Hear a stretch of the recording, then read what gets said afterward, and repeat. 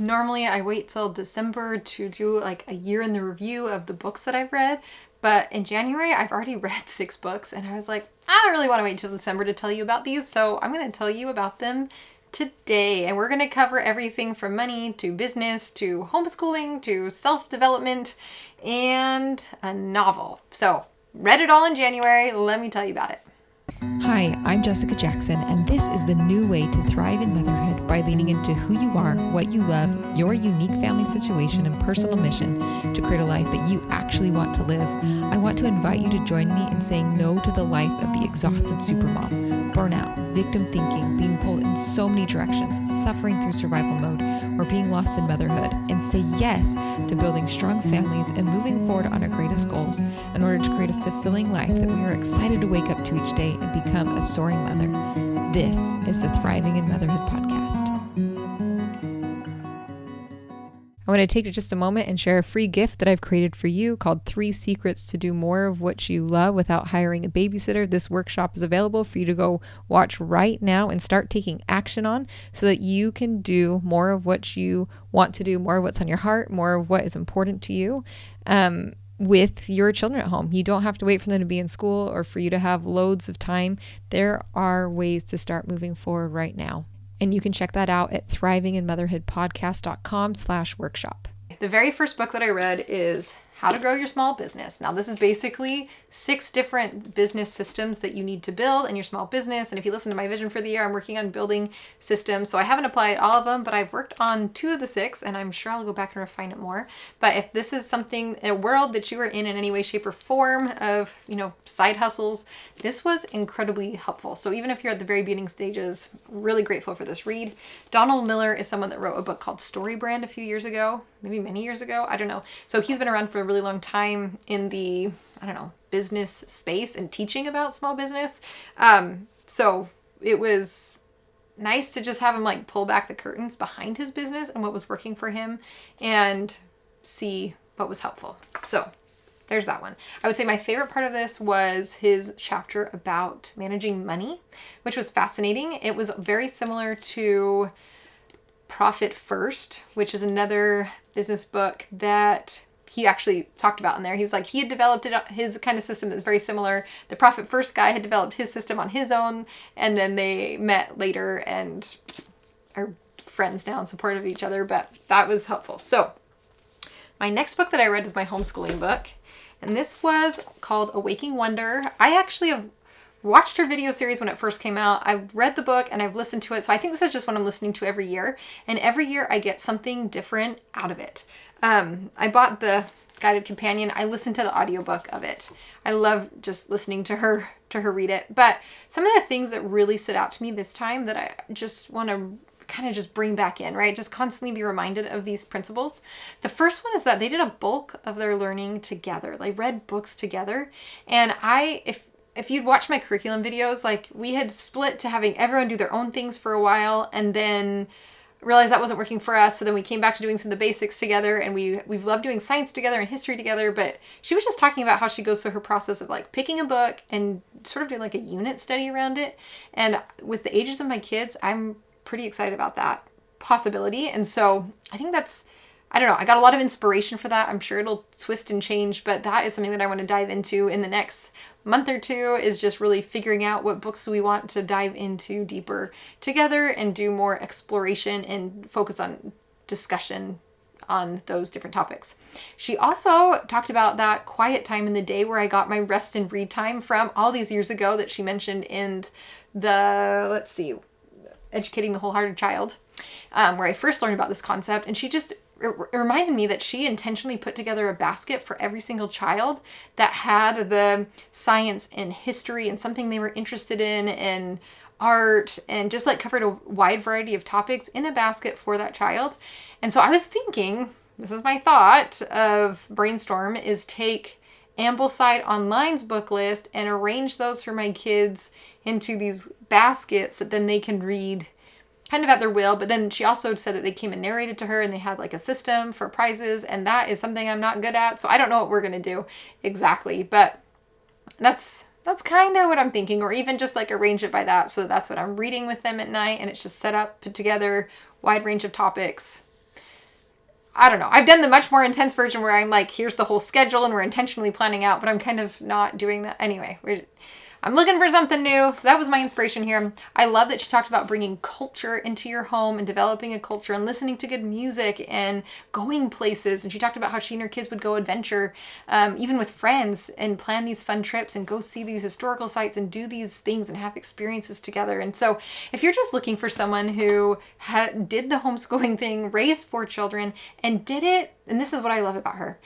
I guess I just relate. She did it without a support system. You know, they moved a bunch. She was far away from family. And yet she held on to ideals and things that she felt like were really important and kept working towards those imperfectly, but still held them and tried to work towards them and become capable of living them. And so I just, when I'm feeling alone and discouraged in all that I'm trying to do, I just love reading her book there and knowing that I'm not alone, that someone else has lived this, that someone else has done it, and kind of pick up and carry on. So whatever load you're carrying, if you're a homeschool mom, or even if you're not, like, this is just great about this idea of a wonder and having awe in the world around you and in your home and embracing it. Oh, they also talked about like hospitality. Okay, this is just a good book. I could go chapter by chapter and tell you, but this is a great book. Okay, the next book I read is called Hidden Potential: The Science of Achieving Greater Things. Now, I read this because I'm a part of a deep dive book club. We've been doing it for 3 years. They're my grad school friends from the grad school era of my life. And this book was very eye-opening in understanding what makes the difference when it comes to learning things. And it talks about how hidden potential is less about becoming an expert at one thing and more about developing these soft skills or skills of character that help you navigate learning anything and everything that you need to learn or experience in this life. And so I loved it because there's lots of practical things. Like, I guess I loved it for a lot of reasons. One, it was very self-reflective, and I could look back and say like, okay, these are why certain things went well in my life, because I was following in line with these principles. And now that I know that they're significant, I kind of want to lean into them. It was helpful because I realized instead of focusing on, is my child becoming the best pianist or violinist or really good at reading, or even just being like, we're not putting them in sports, are they doomed? For example, the answer is no. They're not. But seeing, okay, but what do we need to focus on instead, and use the sports or the piano or violin or whatever it is to practice these skills that they can apply in all domains of their life for whatever they need to do. And so it kind of just like switches the point of like, instead of trying to become an expert at this one thing, use the thing that they're interested in to help them develop all these other skills that will serve them really well in their life. In my life, I want to work on these things too. It's not just them. And then I think the final thing with this book, which is fascinating because our family's doing something hard right now. And while we're doing this hard thing, it was helpful to read this book and just feel like, okay, these are things that are in my circle of influence that I can do right now that can be helpful, things to try to help us navigate this really hard thing that we're working on in our family. And so love this book. I listened to the audiobook and then I bought a physical copy because I was like, I'm going to mark this up. We're going to pull out lots of principles. I want to keep these concepts front and center in my own teaching in our home. Now, the next book I read was called The Psychology of Money. I listened to this one. This is an audiobook, but it was a really fascinating, kind of in the same vein, I guess, of Hidden Potential, in the sense that it was like, we all know these principles that help us be successful with our money, but the people that have had the most education about money or the most, practice or whatever in the world aren't necessarily the most successful when it comes to money, because otherwise we wouldn't be struggling. People wouldn't go bankrupt and companies wouldn't collapse if like we understood kind of the soft skills, how to think about money to be successful with it. And so it was just a very interesting read. Everyone's going to have their own takeaways. Like he has these 20 topics or principles. And so I'm sure depending on where you're at and how you're thinking, all of them will land differently for you. And then at the end, he shares his own strategy. But I think what was lovely about his book is he talks about how there's not one right way of doing things because everybody has different goals and objectives and timeframes and priorities. And so learning principles about how to think about money so that you can align your actions with what you actually want is powerful. That's the goal. So if you are interested in a money book, that is a fantastic one.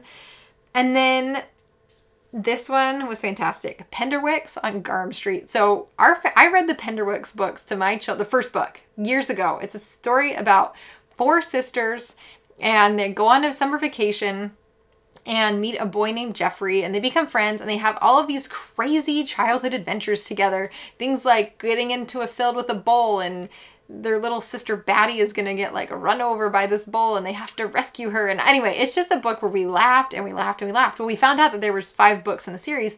And so my kids went on and listened to the audiobooks, and they've listened to books 1 to 5 dozens of times. They love them. They know them inside out. And I just had never listened to them. We were going to listen to them on the road trip this last summer. They were so excited. They waited a whole year for us to listen to them together in the car because they loved them so much. And yet, like when push came to shove, since we do library, like use library books to listen, it just wasn't available on our road trips. We didn't do it. And so I finally just like picked one up from the library this month and read it. And I read it almost straight through. Like life stopped. I loved it. I laughed so hard. I was like, I am so sorry that I didn't read this with you years ago because they're so good. And so I just loved it. And so I'm probably just going to keep reading one once a month until I finish the series, because otherwise I will just stop. Literally everything to read them. I love them so much. But here's what's been really fun and that I didn't understand until I sat down and read them. But my daughter, like, they reference reading Little Women. And so because of that, she was like so excited about reading Little Women. Or Jeffrey grows up. All the kids grow up. So like Jeffrey goes up and he goes to a music conservatory in Boston. And they talk about his favorite piece of classical music. And so my kids be like, Mom, can we please listen to this sonata? And so I find it and they're like laying there listening to it like Jeffrey likes to listen to it. And they're like, he's right. This is just so good. And so this is just one of those books where I think the author must have loved Little Women, because like in Little Women, so my kids listen to Little Women, and because of that, those sisters read Pilgrim's Progress. And so my children, again, they want to read Pilgrim's Progress just like the Little Women did. And I feel like this author very intentionally weaves in all of these incredible references and classic books and music and just art and literature, and brings it into the story and makes it come alive with just characters that are so different from one another, and just a family that's really unique and fun. So anyway, those are what I read in January and thoroughly enjoyed them. Please leave the books that you read this month below. I am always looking for good recommendations. I don't know if I'll keep up this pace of reading this much or not all year. I don't have expectations to do so, but this is how it worked out. So I hope you have a great week, and I will talk to you again next week. Today, I'm excited to share with you about the Made to Soar Next 90 Days program. It is a self-paced online course with lots of interaction from me that has transformed the lives of women from all around the world as they have learned to build unique family systems that support them in their own unique life circumstances, that allow the necessary and essential things of life to get done and leave time and energy to do what matters most to them. I'm going to let some women who have been through the program tell you a little bit more about their experience now. Just mucking through the day was just survival. And then I was like, the thought of trying to do anything extra was like, well, that's just never gonna happen. I think with Made to Soar, I don't know, I was probably hoping that it'd be the magic bullet for morning. I mean, we had no systems in our house. I mean, we had no we had no routines. Like how can I infuse meaning into my life? And even if I do the same thing, how can I think about it differently so that I'm feeling fulfilled?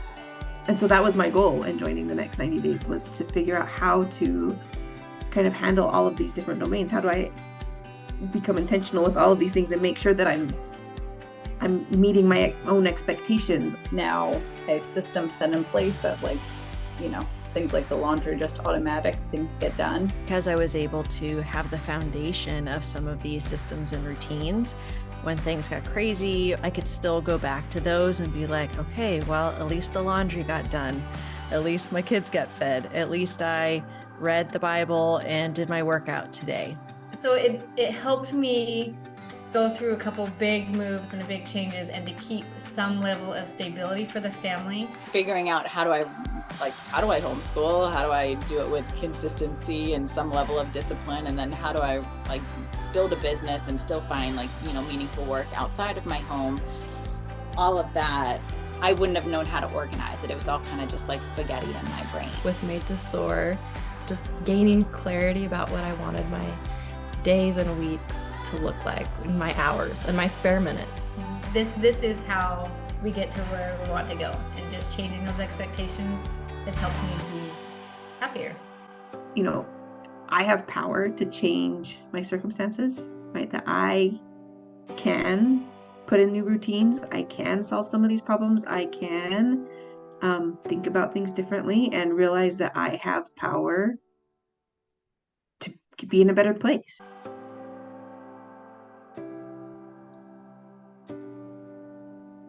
Where you are planted, watch the blossoms grow.